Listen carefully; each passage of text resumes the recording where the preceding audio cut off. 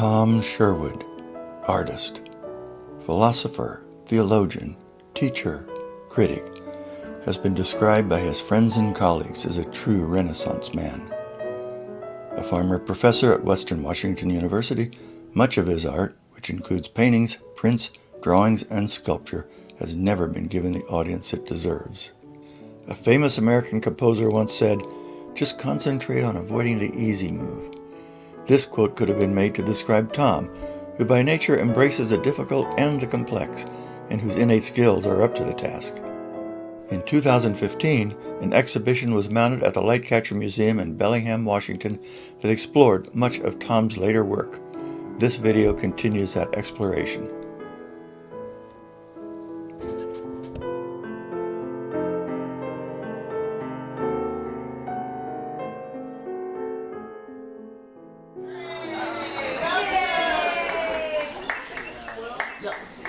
Champagne for you? Yes. Of course. Well, this was my first foray after I quit teaching at Western Washington University and moved into my studio to do some work. And I had made a clay model of these figures when I worked in New York, and it was destroyed, and so I began again. I built a new lighting study out of clay from which this painting was created. This drawing was done in India ink on a gesso panel, and you can see the underdrawing right through the paint because the paint's very thin. But this was, and also I attempted to use the sort of primary and secondary colors to contrast the figures and to develop the color away from the open hand of the one figure. That was the open hand, which in the woodblock that I had carved for the Divinity School student magazine, that hand had a fish in it. My concept got a little bit more generalized and more sophisticated when I emptied the hand and refused to have any color on it. It didn't work very well, but it was my first attempt. And at this point, the three figures still had no title. It was just an untitled piece.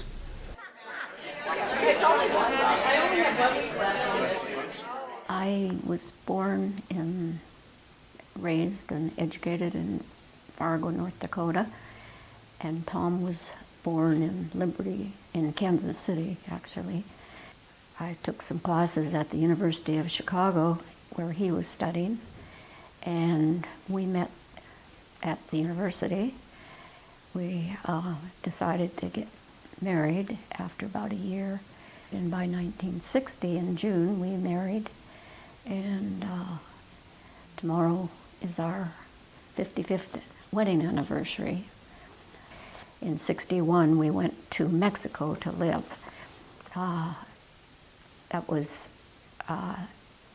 He was going to study art at the Mexico City College. After that, we went back to Chicago. This was 1963, I believe. And we stayed in Chicago while he took up another PhD program in the Divinity School, and they gave him back his grant and became interested in Friedrich Schleiermacher, a German theologian from the 18th century, and he had written a paper on aesthetics, or he'd given some lectures on aesthetics, and Tom was very interested in religion and art. We went to Germany then in 1968. By then, Judd had been born in 1967, so the four of us all went off to Germany for the year. Tom translated this 700-page book, or started to. He didn't know much German when we got there, and so he had to take some German classes, and then this book is also written in Old German, so that makes it even more complicated. So of course he never got done with it within the year. And so we came back to the States. Schleiermacher always fits into this indirectly, into his artwork. Yeah, well, it's an attempt to translate Schleiermacher's aesthetic, which was a long series of lectures that he delivered over many years at the Royal Institute in Berlin.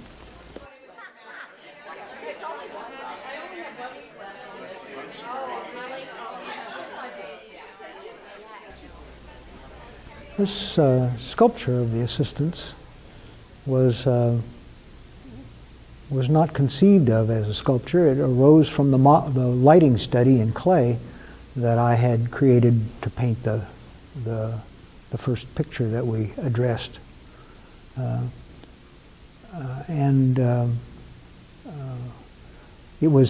The lighting study was seen by a sculptor in Tacoma named Larry Anderson, who convinced me that it ought not to just fall apart, but ought to be cast. And so eventually that happened. It was cast by a foundry in New York, and that casting went into the National Sculpture Society. Then Larry Greenfield, who was then president of Colgate Rochester Theological Seminary, commissioned me to make another casting, this one, which he generously loaned to us. But it was when the sculpture that I had created went to the National Sculpture Society that it had to have a title. And one of the things I noticed was that people had difficulty seeing aspects of the piece, and I realized that if I gave it a title that would cause people to stop and think about the relationship of the figures, some of its sculptural aspects and its base and all that might be a little bit more apparent to them. And so I decided to take my title from a passage in Kafka's The Castle, in which he meets his assistants who are supposed to help him as a land surveyor. And I figured if the two smaller figures were called the assistants over the large figure, that then aspects of the ensemble would be more apparent. Namely that the large figure on the bottom is the only figure with a free hand. That everybody else's hands are occupied, even though the small figure on top, his hand is occupied with something unseen. Clutching the unseen like that's not completely out of the ordinary. I just discovered that Salvador Dali's body of Christ against the tesseract is also in this same position, clasping unseen nails that hold him to the fourth dimension.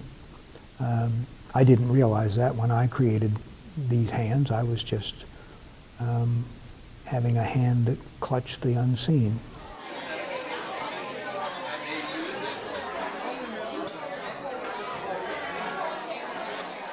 He'd heard about Fairhaven College at Western Washington University, and he'd been out here earlier in his youth and decided he really would like to live in Washington. So he interviewed and got the job at Fairhaven, and so then we came out here in 1970, and he started teaching at Fairhaven.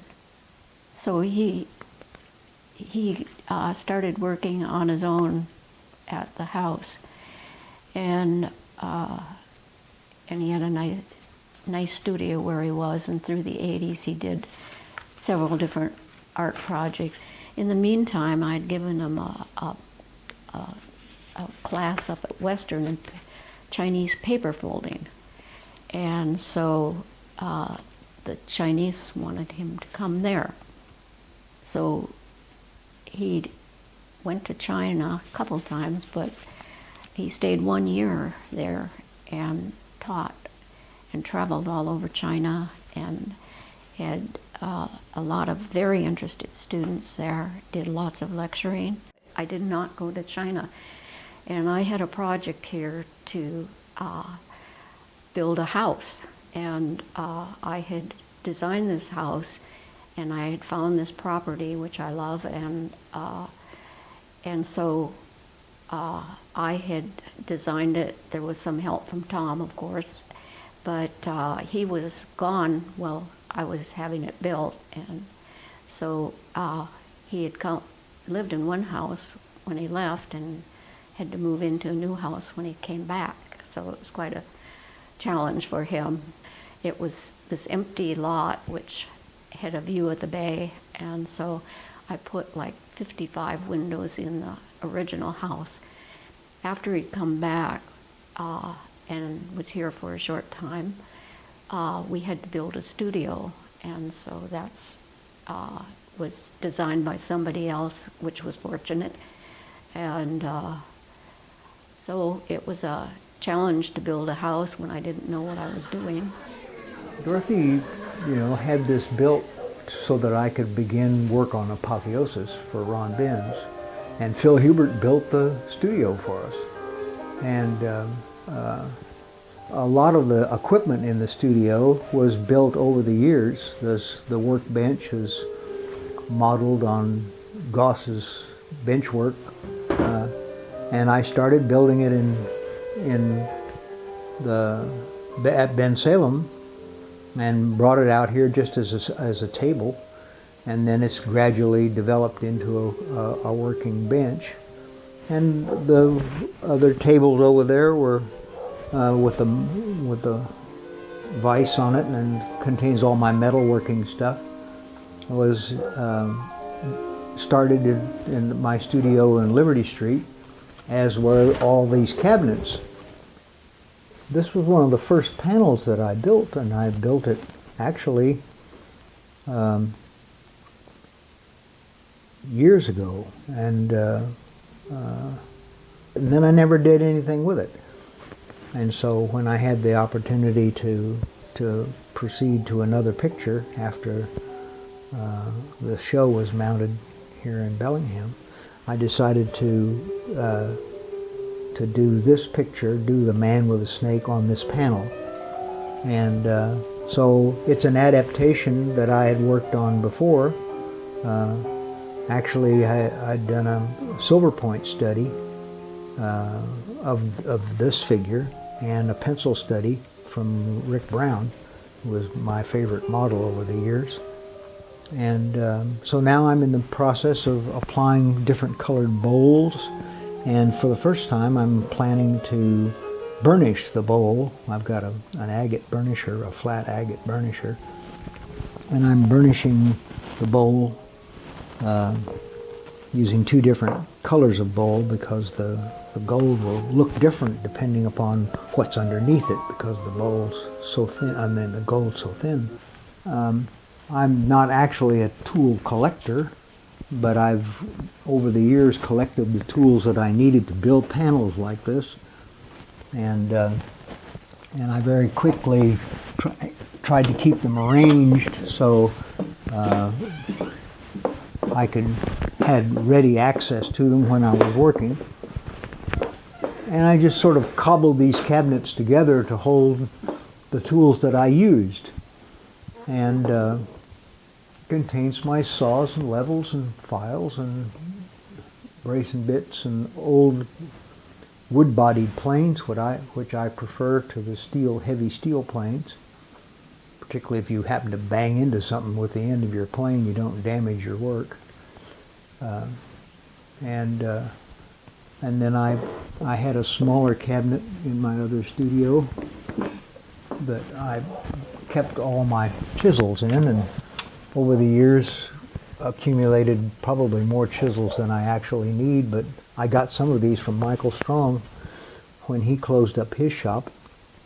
And so the clamps and stuff that I've used over the years to put things together.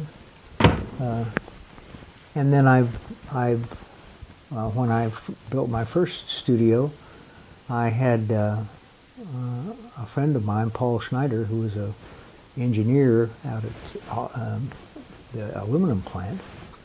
helped me build a treadle sewing machine into a grinder so I can use, I don't have to have electric tools to grind my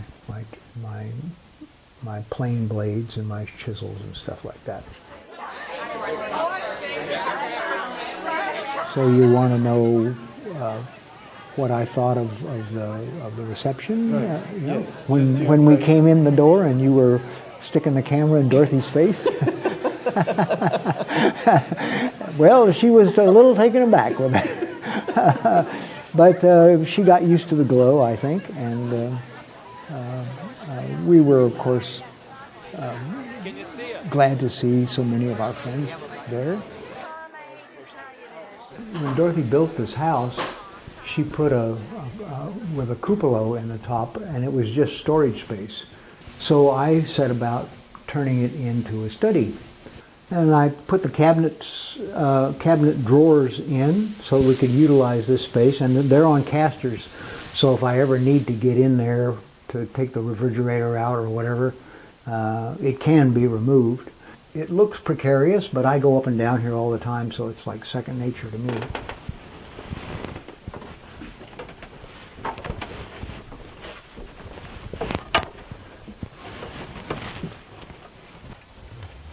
I put up the drywall and built all the bookshelves and stuff. And some kind of strange idea of how to do this. Rewired so that I had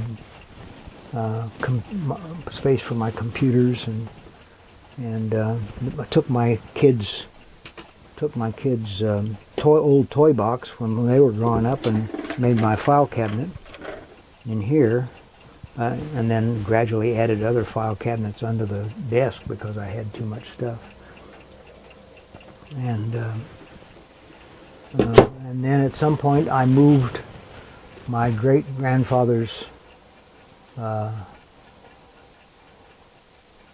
cherry wood bed up here because it comes all unscrewed and has rope strung springing in it.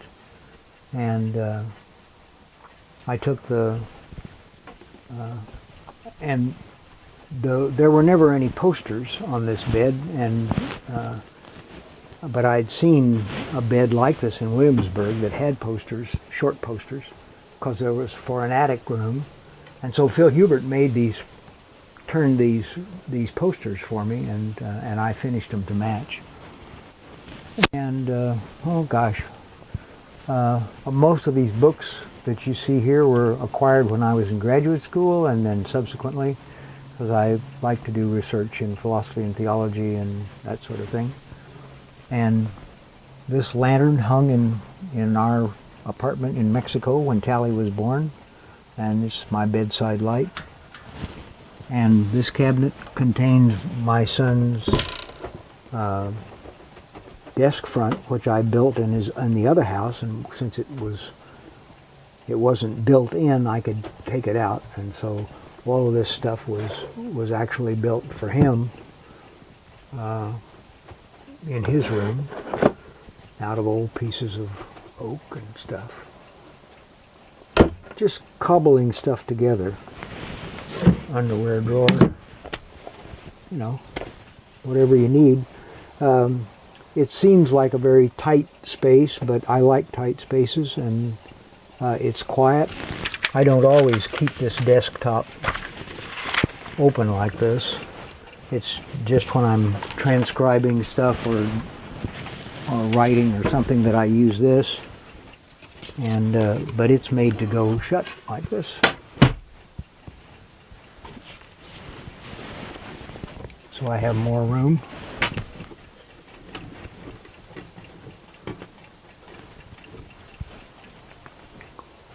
Going down? The girl that's in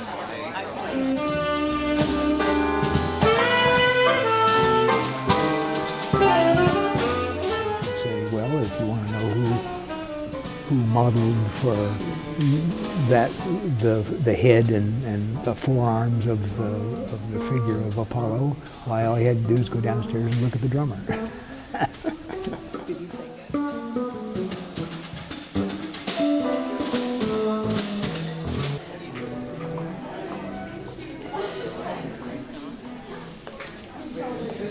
Hi, Dorothy. I don't know if you remember me. I'm Karen from Fort Townsend. You came up with Peregrine. Yeah, how are you? Tom, nice to see you. Did a good job of handling it. I haven't looked at it. Yeah, I just came by my house the other day. Oh, yeah. I had taken Barbara to see a long time. But there wasn't any there that, we told some sketches. And then when she started really realizing what it was, the whole attitude changed. These are studies for various aspects or details of projection, and those are part of the figure studies. This is an original idea cartoon for a Quest cover, and the subsequent picture of the drawing sketch for the painting that I made. These are studies of weeds from my yard that surround the figure in its final form when it becomes a full-blown pictorial composition. Some of the weeds and one of the moths, the large death's head moth, that's in the lower right-hand corner of the finished picture.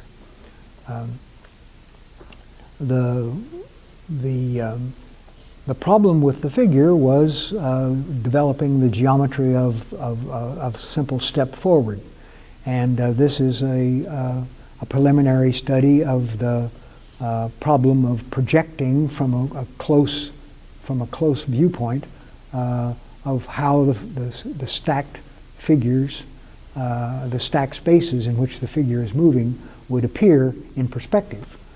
And this is the perspective network,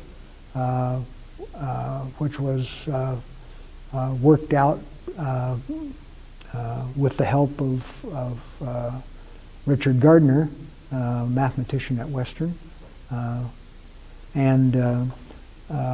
I developed this format by using my own variation of an Aldrich viewer, an actual apparatus with a grid scope that I could look at the various stages of the composition, and then at this point I could stand a figure on this square and arrange this figure walking as this figure is walking here in my imagination. And my big problem was to get an actual person who would stand there in that space at that close range through the Aldrich viewer and make a drawing. So this is the finished piece of projection, the title here.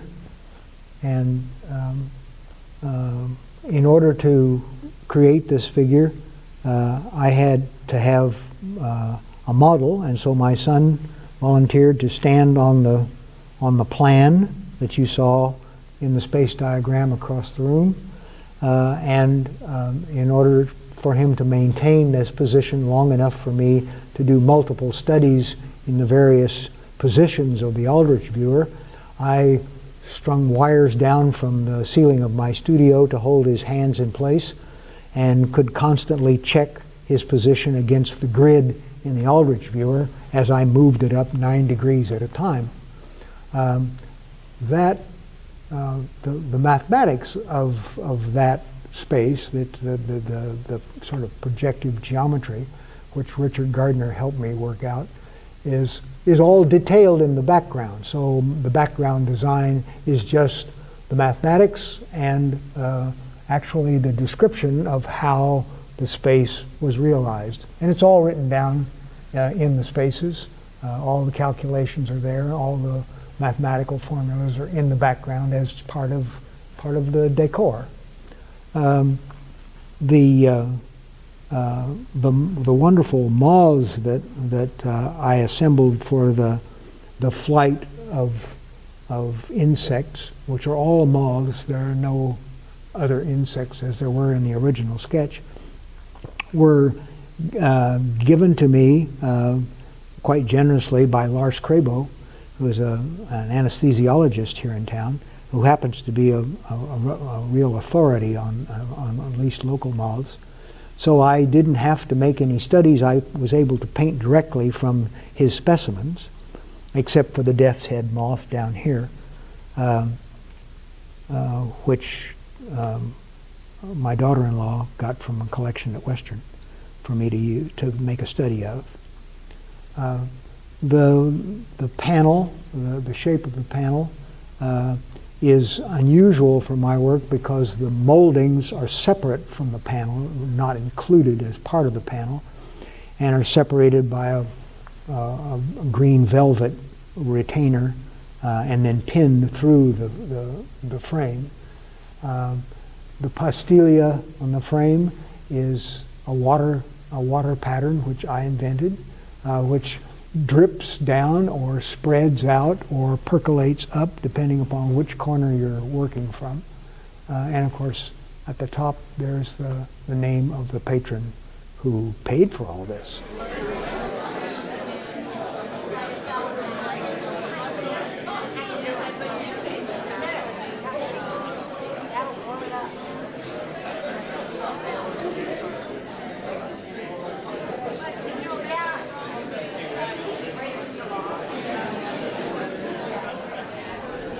A furniture maker and friend Michael Strong and I were collaborating on some parlor screens that he wanted to build, and I made a bunch of different designs, and one of the ones that he was partially interested in was this Daphne and Apollo sequence, and I was inspired to this by a monotype that I had seen of Tom Wood's Heartworks piece of a man leaning back against a tree with contemplating a large heart. And it, from that idea, I developed the sketch above of a kneeling figure sheltering herself from the fate that was about to overtake her, and the Apollo figure now leaning back against her trunk, as it were, and gazing off into the distance. From that, I had then to do studies of laurel leaves and actual figure studies of these inventions in order to pursue a picture of my own. I created gloved hands like a prop, and that I could insert laurel branches into in order to create the sort of shrub effect. And then I actually did a portrait of that shrub. My imagination for that sort of thing is not very good, but my eye for rendering is at least competent to put together what I see in front of me. And so this is actually a portrait of the branches of the shrub that I created from the modeled hands in my studio. And that completed all the elements between the figures and the laurel leaves. That completed all the elements that I needed, with the exception of the lyre. This is the way the sketches materialized in terms of egg tempera on gold leaf. Perhaps I should say a little bit about the drama, the thematic material. The dispute between Apollo and Cupid arose over the use of a bow, and Cupid demonstrates his power by shooting a Nereid with a leaden arrow and the god with a golden arrow, so that their love is doomed to incompatibility. Now, art history, for those of you who remember some of that Renaissance and Baroque stuff, has always captured this moment when Apollo is seizing Daphne, because after all she's just a Nereid and he's a god, so she's losing the race. And at the last minute she calls on her father, who is the god of rivers, to save her from this fate worse than death, and he turns her into a laurel tree. So Apollo is frustrated. He's completely thwarted in his pursuit, And she's missed the chance to be the consort of the greatest god of all. So it's a kind of a tragic scene.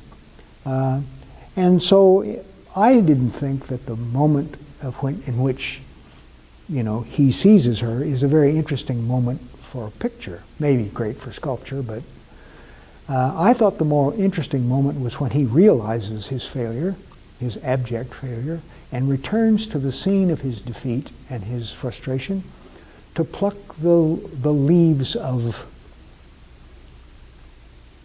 the laurel tree, to crown all of his heroes, his mortal heroes. He's given up the bow and taken up the lyre. This is my rendition of a Greek lyre from that period, which is on all pots, is usually portrayed as a resonating drum of a tortoise shell and horns of some sort of an antelope. That happens to be an impala. In my version, Daphne has been a tree for a long time. If you look at the tree, it's got buds coming out, and then it's got flowering buds and full flowers, and it even has completely grown fruit. So she's been a tree for a long time, and he's leaning back against her now turned gray trunk. The panel is a golden section, not such a bad idea for a gold panel. The first part, the square part of the golden section, is right here at his eye line, where the title is. And this part, which is also a golden section, the square ending with his body, shows the progression of distance toward the infinite along this line. So I tried to use the proportions of the picture to resonate with the eternal involvement of the theme.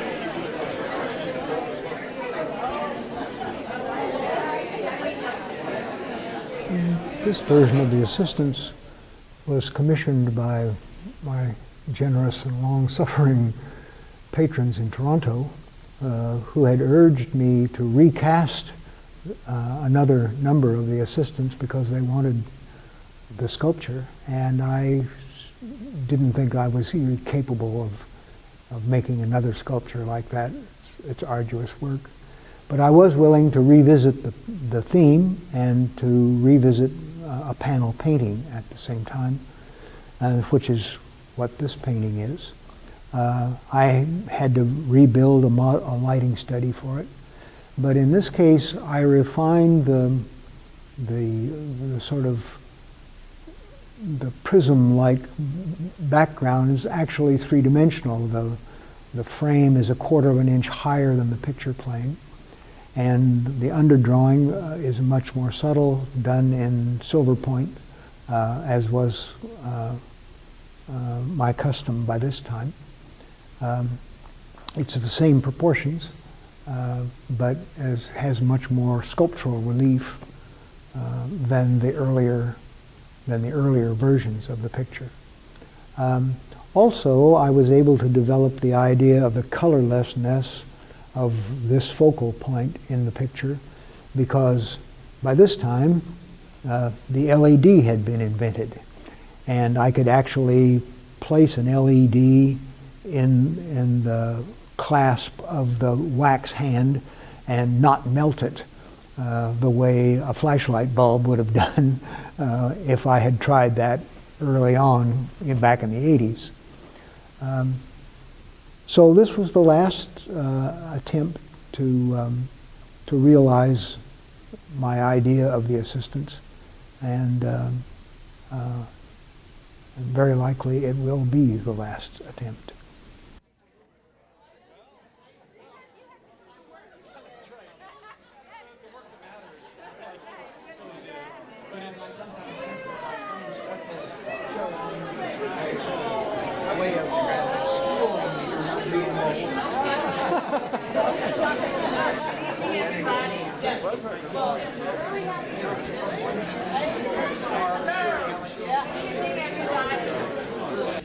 There are many, many more people that I would love to thank, but as you see, the list is so long, and I want to introduce Tom Sherwood, and he's going to say a few words for us tonight. Thank you. I will be brief. Those of you who have indulged in even a little Shakespeare will likely recognize that I'm not the only unworthy and scurrilous fellow to eschew the wearing of his heart on his sleeve for dogs to peck at. Yet here in this public museum gallery, I am, as they say, caught in the act. I do protest that it did not behoove me to seek such a display. You and I are both here at the behest of others, all of them well-meaning and generous folk, talented too, who have mounted this exhibition on my behalf, imagining it on your behalf as well. A rather complete list of these folk is to be found in the catalog, very carefully and competently compiled for this exhibition. And I hope you all will take notice of their names and their respective contributions. To me, their combined effort is bound to seem, on all accounts, extraordinary, at which I must admit of feeling rather sheepish. Still, if what has been accomplished here brings to the aforementioned generous and talented folk some appropriate satisfaction and delight, I should be ungrateful to take the least exception to what they have done. I hope all the rest of you, whom they have lured to this place, will find here something of interest, something, if ever so briefly, to hold your attention. On behalf of all those who have offered the walls and labored to decorate them with my stuff, I sincerely thank you on their behalf for coming.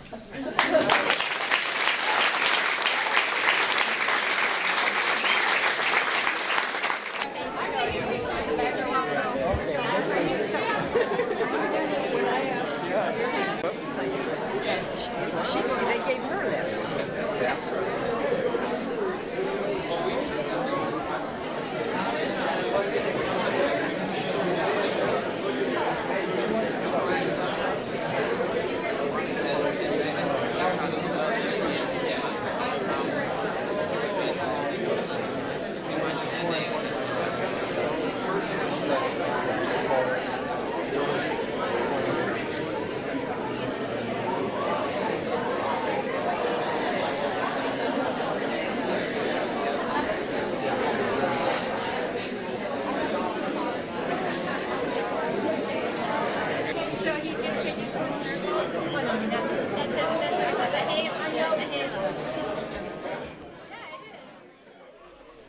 One last comment.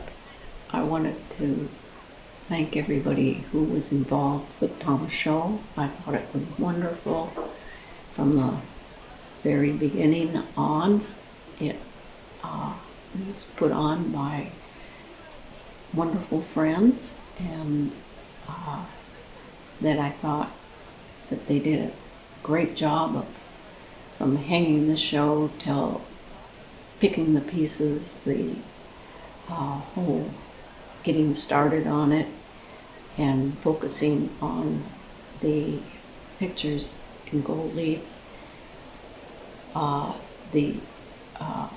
That was the first time we were ever able to see the whole focus of the pictures in gold leaf that he's done, and it was a real thrill for me to see that.